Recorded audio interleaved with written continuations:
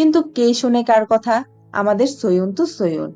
সে তার মতো এটা সেটা চেক করছে।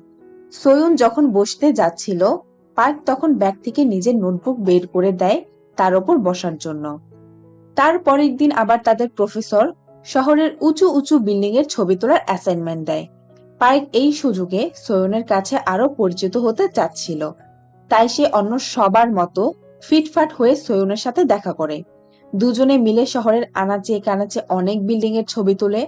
তাদের মাঝে অনেক কথা হয়। পার্ক ছোটবেলা থেকেই শহরে বড় হয়েছে, তাই তার কাছে শহরের চাকচিক্য তেমন আহামরি কিছুই মনে হয় না। কিন্তু সেখানে সয়ন ছিল ভিন্ন। জেজু আইল্যান্ডে বড় হওয়া সয়নের কাছে এই সিওল শহরটা ছিল স্বপ্নের মতো। তার কাছে শহরটিকে অসাধারণ বলে মনে হয়। মাকে হারানো এবং বাবার অসুস্থ হয়ে যাওয়ার পর সয়ন তার পরিবারকে সাহায্য করার জন্য দ্রুত সম্ভব গ্র্যাজুয়েশন শেষ করার সিদ্ধান্ত নেয়। পার্ক এসব শুনে তার কথায় কষ্ট না পাওয়ার জন্য সরি বলে। পার্ক ও সয়নের সম্পর্ক আরো গভীর হতে থাকে। তারা একসাথে সেই পরিত্যক্ত বাড়িটি পরিষ্কার করে।